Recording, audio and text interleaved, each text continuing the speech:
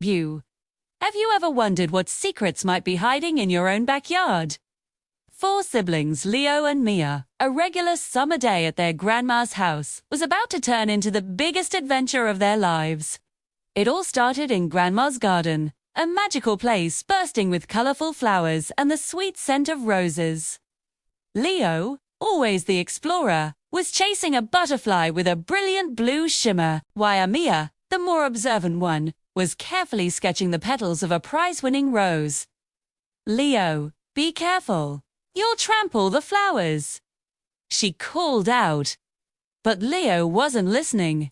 He had followed the butterfly deep into the thickest part of the rose bushes. "Mia, come quick. You have to see this." His voice was filled with excitement. Mia sighed, put down her sketchbook, and crawled through the leafy branches. There, hidden behind a curtain of ivy and thorns, was a tiny wooden door, no bigger than a shoebox, set right into the base of the old oak tree. It had a small, round knob made of a shiny, smooth stone.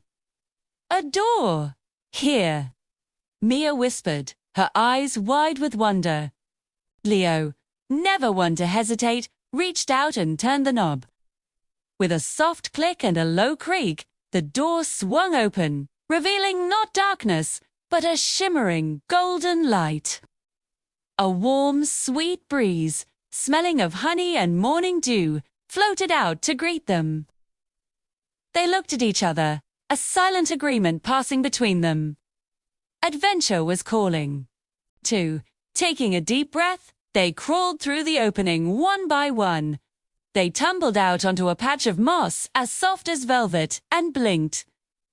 They weren't in Grandma's garden anymore. Giant, glowing mushrooms pulsed with gentle light, and the blades of grass towered over them like skyscrapers. They had shrunk. Suddenly, a voice buzzed near them. "Greetings, giants." Or, well, not so giants anymore. Shit. They turned to see a ladybug with spectacles perched on her nose, standing on a dandelion puff. Beside her was a caterpillar wearing a tiny top hat. "You can talk," Leo exclaimed. "Of course we can," said the caterpillar in a surprisingly deep voice. "My name is Professor Cornelius, and this is Lady Beatrice. We are the ones who summoned you." Mia, always the practical one, asked, "Summoned us? Why, Iladite?" Lady Beatrice's cheerful face grew serious. "Our world is in trouble. The glow lilies, the source of all light and life in our land, are fading. A greedy army of shadow mites has been stealing their nectar, and without it, our home will be plunged into darkness forever." Professor Cornelius pointed one of his many legs towards a distant, shadowy mountain. "The mites are led by the Shadow King, who hoards the nectar in his fortress. We are too small to face him. But you are brave. You are the heroes foretold in the prophecy of the garden door." Leo's eyes sparkled. "A real quest. We'll help you," he declared, puffing out his chest. Mia nodded in agreement, her heart filled with a sense of purpose. This was much more exciting than sketching flowers. Their first task was to cross the Whispering River. The problem was, the bridge had been destroyed. But Mia had an idea. Remembering the strong, silky threads of the garden spiders, she suggested they ask for help.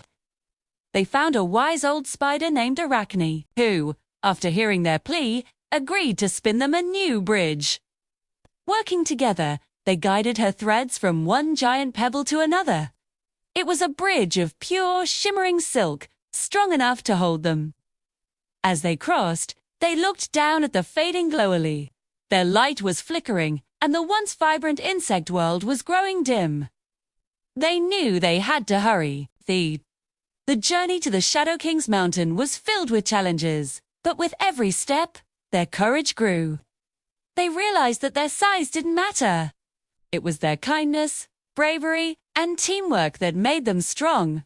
They were no longer just Leo and Mia, the kids from Grandma's house. They were the heroes of the insect world. The final confrontation with the Shadow King awaited, and they were ready for it. What do you think will happen next? Let us know your ideas in the comments below. If you enjoyed this adventure, don't forget to like this video and subscribe to our channel for more amazing stories. Thanks for watching, and we'll see you next time.